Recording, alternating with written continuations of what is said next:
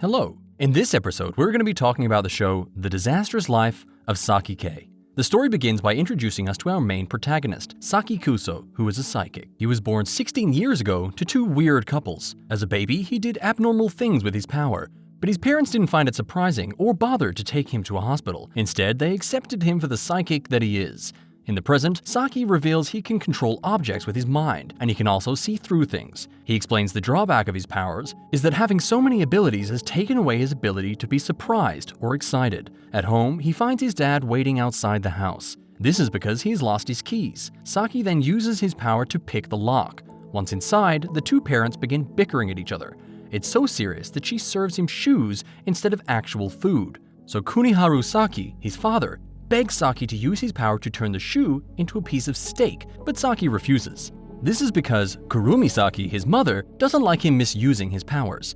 As they continue their bickering, Saki decides to use telepathy to reveal their thoughts to each other. In their minds, they still adore each other, and so they make up. In school, Saki reveals he hides his powers around people and can sense anyone from a 200-meter radius, unless for Riko Nendo, who can sneak up on him. Saki's abilities work by mind reading, which he can use on animals as well. But when it comes to Nendo, he is thoughtlessly stupid. Shun Kaido is Saki's classmate who has delusions of having superpowers. In class, it is announced that a venomous snake escaped the zoo. Shun, who calls himself the Jet Black Wing, then reveals to everyone that an evil organization called the Dark Reunion is responsible. However, his delusions don't impress anyone, so they walk away.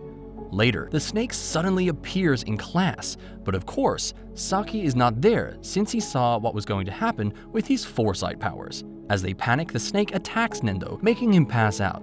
This makes Shun confront the snake in front of the class. Although he is pretty freaked out himself, when it leaps at a student, he moves to protect her. He shouts at a fictional attack by calling down thunder, which fries the snake, but really, it is Saki's power at work.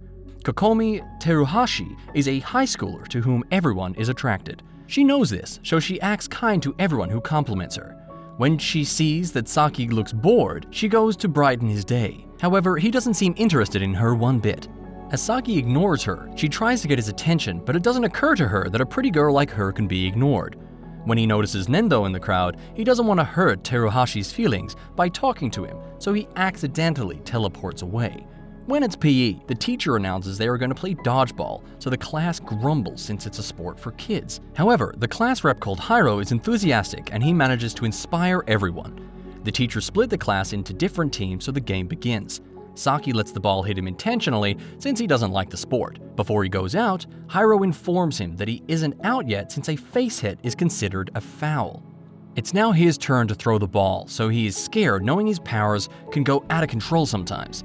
He then throws at Nendo, but it turns out the force was too inadequate. This makes Hiro mad at him for throwing away a chance. When Nendo throws next, he eliminates almost everybody on the opposing team, so only Saki and Hiro are left. Next, Nendo attacks Hiro, so Saki, who wants an excuse to leave the court, defends him. On seeing his zeal, Hiro saves the ball and ends up hurting himself in the process, making Saki the last man standing on the team. Although Saki can easily win the game, he doesn't want to gain the attention and love of his classmates. As he throws the ball casually, this makes his likability meter he takes note of drop, so he takes the ball spinning, making it impossible to grip. The next time he throws, he puts too much power, so he knocks out several players. Satisfied with his act, he lets Nendo's ball hit him. However, the overzealous Hiro risks his life to save it. With him on the court, their team is able to knock out Nendo and Shun, thus claiming victory. The next morning, there's a uniform inspection at the gate, but Saki is totally unbothered as he passes through the gate freely despite being conspicuously dressed. He then reveals he uses mind control to change everyone's perception of him. So, instead of antennas, they conclude that what he had are hairpins. He also adds that the reason why people have colored hair in the world was because of him.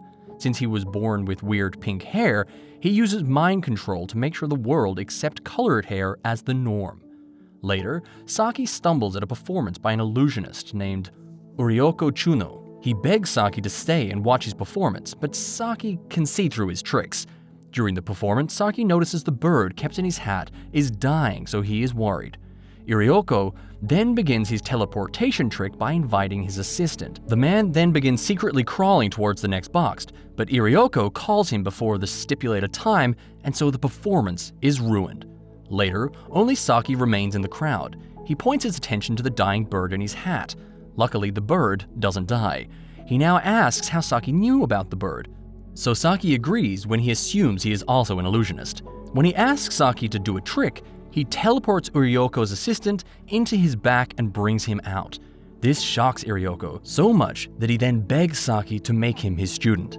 The only entertainment that interests Saki is TV. This is because he cannot read the minds of people on screen.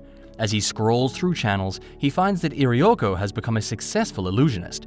He watches worriedly as Irioko begins a dangerous performance. When he's locked inside a box, Saki becomes worried he won't be able to pull off his tricks on live TV. As he thinks about the horrible possibilities that could occur, he decides to switch places with him. Saki then begins overcoming the sword trial. Next, the box is thrown down from a distance. After that, he's set on fire, so he makes ice inside to cool himself.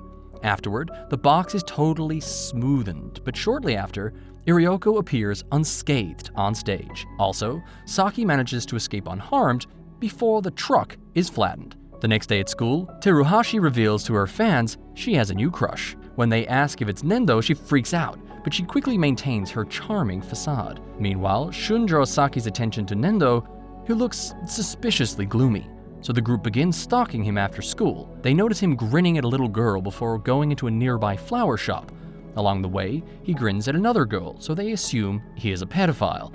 After he finishes shopping, they assume he bought stuff to lure girls. Shun rushes to attack him while expressing his disappointment. Nendo clears the airs that what he bought are offerings to visit his father's grave. Later, they realize that the girls he was staring at made him miss his late father. When Saki goes home, he finds mail at the entrance addressed to him. The mail reads that the author knows he is psychic. He adds that he intends to become his student since he also has special abilities. Now curious, Saki takes off his gloves so he can use psychometry to read the feelings and memories of the person who wrote the letter. However, the sender suddenly appears in his room and introduces himself as Reita Toritsuka, while addressing Saki as Master. He reveals he has the power to communicate with ghosts, and that's how he got to know about him. He adds that when he was little, he couldn't differentiate between ghosts and humans, so he later found out all his close relatives were ghosts, so he developed a bad habit of hugging people just to confirm their presence. After narrating his origin story, he comes clean, stating he wants advanced psychic powers that'll allow him to spy in the girl's bathroom. Saki then explains mastering psychic powers is not easy. At the door, he mistakenly touches Reita without his gloves, so now he can see all the ghosts in his room. The next day, Reita has transferred to Saki's school and has already begun showing off his powers. Saki, who is pissed, and tells him to transfer. To show his seriousness, he makes a weapon out of tissue, which he uses to threaten him. As they walk, Reita is surprised Saki doesn't show off his powers or use them to his advantage. Just then, some of his new fans come to inquire about their guardian spirits, so he tells each of them. However, when it gets to the turn of a girl with a shabby-looking guardian spirit, he lies that it's a guy from France. This makes the old man sad. When it's Shun's turn, it turns out his guardian spirit is a chihuahua, so everyone laughs. Nendo then shows up and asks for his, but he's ignored. Outside, Reita continues ignoring him. This is because he thought he was a ghost and has now found out that he isn't. Later, Reita takes Saki to a spot. When he makes him use his psychometry power, Saki can see a ghost who looks exactly like Nendo. Reita reveals that is his guardian spirit. The next day, Saki plans to go home early to watch his favorite anime. Using his foresight powers, he avoids Shun, who is waiting for him. But at the other entrance, Hiro is also waiting to take him along to the gym. As he moves to the emergency exit, Teruhashi too is searching for him. So he avoids her too and almost bumps into Nendo in the process. He quickly teleports to the bathroom. He can't teleport home since he has to change in his locker. As he waits, it turns out everyone is waiting for him to come out. He then runs out of patience and becomes invisible. He manages to fool everyone while being invisible. However, just as he is about to make his escape, Reita taps him since he can see ghosts, so this undoes his invisibility, thus making everyone see him. The next day, it's an inter-class sports day. Saki's parents are around to cheer him on, although he isn't pleased by their presence. Hiro motivates the class to put in a strong fighting spirit against the other classes who are present. For the 100-meter race, As it begins, Saki makes sure he doesn't come first, but also manages to maintain a good record by coming third. On the scoreboard, the class hasn't won any other event, so Nendo wants to help. However, a boy named Sawakita wants to represent the class. It turns out he played rock, paper, scissors with some guys to determine who would pair with Teruhashi for the race, and so Teruhashi motivates him with her charm. After the race, he and Teruhashi claim the first position in the class. The next event is a scavenger hunt, which Nendo is representing the class. When he picks a paper of an object to search for, he quickly heads towards Saki and pulls his antenna. This makes him collapse. As everyone panics, the space system comes to a halt for an unknown reason. The charts fall to the negative as they move to communicate with the president. However, Saki wakes up after his antenna is returned to place, and in space, everything has returned to normal. Later, Saki has issues controlling himself since the antenna which controls his powers was briefly removed. He reveals that he has the power to do extreme things like lift skyscrapers or destroy the moon. So he uses the devices as a retrain. As he notices Nendo approaching him, he tries to teleport, but is unable to because his controls are messed up. Later, he then joins the tug-of-war event. His powers are still out of control, so he accidentally snaps the rope. He panics since he doesn't want to be found out, so he ends up making the team win. Sometime later, everyone in the class is talking about their experience in the new fortune-telling house. Nendo then informs Saki that they also sell manga in the place on Thursdays. When he gets there, he notices Shun is there, but in disguise. When he reads his mind, Shun thinks the fortune teller might be involved with his delusional villain group. When he goes in, Saki turns invisible to sneak in. She notices he displays his 8th grader syndrome, so she takes advantage of his delusions. She begins randomly mentioning potential problems a high schooler could be troubled with, until gets to one that Shun is troubled by.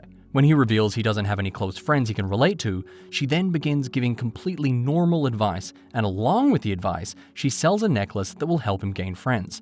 When she adds the necklace, the cost is over 30,000 yen. Shun is shocked, but then he asks if the necklace will let him become friends with Saki. When she assures him it will, he immediately purchases it. However, Saki goes to give her a scare. She returns all his money to him. Meanwhile, Nendo calls out to Saki, who is secretly watching Shun. He then has no choice but to walk with them. They stumble on Teruhashi, who makes the other boys nervously happy. She then tags along so they can have lunch together. As they walk, everyone gushes over her, except for Saki. This annoys her, so she wishes he would react to her as other guys do. Since Saki can't read her mind, he knows she is putting up a front to everyone he treats nice. Saki leads the group to a shabby restaurant. He knows Teruhashi wouldn't want to be seen in that kind of place, so she would probably leave. However, before she can leave, Shun runs his mouth to Teruhashi and decides to stay since it would be too obvious that she doesn't like the place. Instead, she can't stand the rundown place, but when Shun suggests she should leave, she tells him that looks don't matter. He then adores her as a saint, just as she pictures in her mind. When the chef shows up, he looks so unkempt that she almost pukes at his looks. To keep her perfect front, she eats the disgusting food served. Meanwhile, the others don't eat, as they protest it's too disgusting. It's Christmas, so everyone is excited. Although the streets are shining with lights and decor, Saki doesn't like Christmas. When he gets home, he finds Nendo was invited over. He also finds Teruhashi in his house, so he is mentally exhausted. To make matters worse, his dad dresses up like Santa and makes a fool of himself. He then engages Nendo in a conversation where he reveals his father died before he was born, and he had never even seen Santa. As they eat, the couples suddenly excuse themselves outside. Shortly after, while dressed as Santa, Saki's dad tries to come in through the window. Saki doesn't think Nendo believes it's a real Santa, but Nendo surprises him as he is extremely excited to meet Santa. At school, a student resumes with a toy that is irrelevant to his studies, so Mr. Matsuzaki confiscates it. He also takes a console or anything that he feels isn't supposed to be brought to school. This makes most students hate him. Saki personally doesn't have an issue with Mr. Matsuzaki's strictness. Later, Saki walks into a meeting where a group of boys plan to get back at the nosy teacher. They write a fake love letter and wait for him to pick it up from his locker. He then runs to the toilet to read the letter while the boys monitor him. Later, the boys laugh since he has arrived to meet the author of the letter. They make him wait for hours outside, so Saki decides to intervene. He transforms into a girl using his shape-shifting powers. The teacher thinks he is the author, turns down his feelings. He reveals he can't date a student, and he thought it was a prank but still decided to honor the letter. Just then, Saiki makes him notice the boys eavesdropping, so he scolds them. He calls one of the boys and apologizes for breaking his toy while he gives him what's left of it. They then apologize for the prank and leave. At home, Teruhashi is disturbed by her elder brother named Toru Mugami. He is an idol and has returned home. Saki's mom is a super fan of Toru, who she sees on TV. Her jealous husband then asks who she loves more, but she easily chooses the idol over him.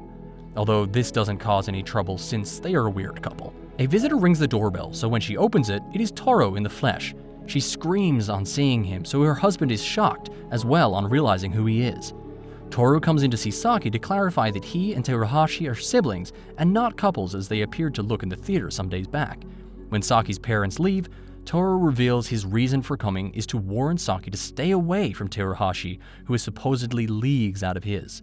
He appears to have a sister complex, so he warns Saki to stay clear, stating that only he deserves to be with his sister, who he adores like an angel.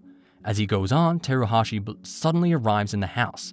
This is because Saki uses telepathy to inform her that her brother was with him. She gets mad at him for sticking his nose in her business. She tells him she hates him, so this takes the life out of him. As Saki walks home with the boys, they encounter Shun's mother on the way. She invites Saki and Nendo over, but Shun tries to discourage them from coming over. However, they end up going with them. It turns out the interior of his house is pretty big, so Nendo gets attached. Shun's mom comes to serve the group some tea and snacks. She asks that they keep being friends with Shun even in college. When she asks what their plans for college are, Nendo doesn't want to go to college, but wants to become the company owner, while Saki reveals he hasn't given it much thought. She gets mad that they need to take their future seriously the way she makes Shun do.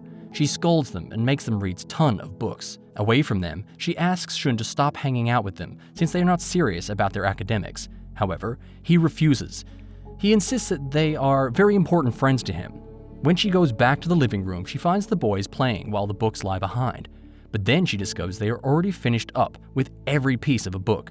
Her opinion now changes as she considers them geniuses. When Shun arrives, she then informs them he has permission to keep hanging out with them. When Saki helps a child retrieve his balloon, he immediately regrets it as the child begins calling him Cyborg Cider Man No. 2, a hero from his favorite book. The kid adores him so much that he asks for his autograph, but Saki has already run away. The child then begins crying, forcing Saki to entertain his fantasies. As the child goes on about the Cider Man's powers, he trips on the road with a car approaching. He notices Saki use his power to save him. This action makes the child a fan of him even more. As they walk, Saki decides to ditch him with a police officer. However, the officer is suspicious of his relationship with the boy, so he chases Saki. Saki returns to find the child alone again, so he waits with him in the pack, hoping to hear his parents searching for him. When it's evening, the child suddenly realizes his mother isn't with him. This makes him start crying because he thinks his mother got lost. Saki then takes him flying, and shortly after, they're able to search and find his mother. When the boy tells his mother about this mysterious hero, she doesn't believe him since Saki was made sure to hide. Unfortunately, it turns out the boy and his mom are Saki's new neighbors. Thanks for watching today's video. Remember to subscribe if you haven't already, and give us a thumbs up. Let us know what you thought of the show in the comments. Bye!